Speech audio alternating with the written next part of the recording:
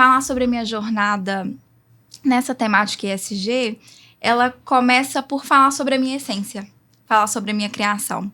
Então, eu fui criada por um homem muito simples, o Seu Dimas, e com conceitos ali já de um consumo consciente, de preservação ao meio ambiente. Então, tudo começou ali, no ambiente onde eu estava e nasci, fui criada.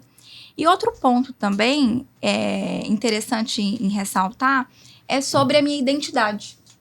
Então, algo para mim que é muito importante em toda tomada de decisão, em todas as minhas atitudes dentro do grupo também, é sobre encontrar sentido e propósito naquilo que eu faço. Então, o despertar para o assunto começou a partir daí. E agora, trazendo para a prática, para a minha vivência mesmo, como foi essa jornada? Tudo começou ali a vivência prática começou ali na empresa Júnior. Eu era diretora de projetos da área farmacêutica ali na faculdade. E aí os projetos eram voltados para impacto social. Então, todos os projetos que a gente desenvolvia na empresa Júnior, eles eram voltados para a comunidade. Então, seja ali na área do empreendedorismo, seja ali na área da educação.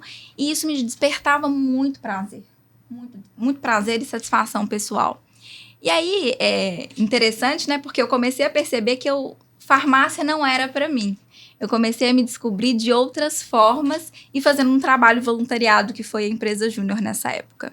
Depois eu me formei, fui morar em São Paulo. E quando eu fui morar em São Paulo, muito com a proposta, lá eu me encontro. Eu tinha esse lema claro para mim. E realmente, lá eu me encontrei e também encontrei o Grupo Cartão de Todos. Coincidentemente, eu sou de Patinga, mas fui conhecer o Grupo Cartão de Todos em São Paulo. E aí eu me expus ao conhecimento formal. Assim como os nossos vice-presidentes, nosso presidente fala muito da importância desse conhecimento formal, eu fui me expor a começar a fazer pós-graduações. E era interessante porque, apesar de fazer pós-graduações na área de negócios, em todas elas tinha uma matéria de sustentabilidade, de ESG, e eu ficava extremamente interessada e me conectada com o assunto. E ao longo dessa jornada em São Paulo, eu tive a oportunidade de entrar para o grupo. E aí trouxe mais sentido ainda trabalhar com isso. Então, eu era farmacêutica, fiz uma transição de carreira, mas para mim essa transição fazia todo sentido, porque eu ia levar acesso para as pessoas, para a população, né? No caso, na área da odontologia, mas tinha propósito aquilo que eu estava fazendo. E eu não conseguia me encontrar na área farmacêutica. E um desses momentos, vivendo em São Paulo, passei por uma fase muito importante na minha vida, e aí vem o nosso presidente, né? Na crise existe oportunidade de autoconhecimento. Então, eu não me sentia preenchida por completo, e foi aí que eu busquei organizações que pudessem trazer trabalhos voluntários ali para minha rotina, que já era bem puxada com pós-graduação e trabalho em São Paulo. E aí eu conheci a Base Colaborativa. E o que é a Base Colaborativa? É uma incubadora de projetos sociais.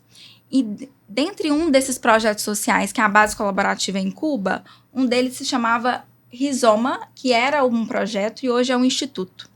E esse instituto ele é voltado para a educação socioemocional em crianças de periferia. E eu subia, não vou falar todos, mas quase todos os domingos por um ano na comunidade da Zona Leste. Eu subia, né, todos os domingos nessa comunidade para poder apoiar as crianças no desenvolvimento da educação socioemocional. E era muito interessante porque se aos domingos eu subia ali na comunidade para levar esse trabalho de impacto social, eu sentia que de segunda a sábado eu atendia aquela população que eu apoiava. Porque, na verdade, os nossos filiados, os nossos clientes estavam ali na comunidade. Então, eu me sentia inteirada naquele ambiente e, ao mesmo tempo, eu tinha muito mais sensibilidade durante a semana quando eu ia atender um paciente. Quando eu ia entender qual que era a dor dele. Quando eu ia entender que quando ele falava que ele realmente não tinha dinheiro para financiar aquele tratamento odontológico, era verdade. Era a realidade dele. Então, se eu pudesse resumir, essa é a minha jornada no ISD durante esses últimos anos. Boa, acho que tem muito a ver com relatos e histórias, né, ao longo do caminho. E tem uma coisa que é muito comum dentro dos nossos episódios do Pode Todos, é que diversas pessoas que já sentaram aqui dentro nessa cadeira falam sobre a mudança, né, da carreira, de ter uma visão formal inicialmente para um lado e de repente se sentir não completamente preenchido, e aí fazer uma transição de carreira em um outro lado que nesse momento desperta, né, aquele interesse e a vontade de agir, ou a motivação nesse momento para ir para uma outra área.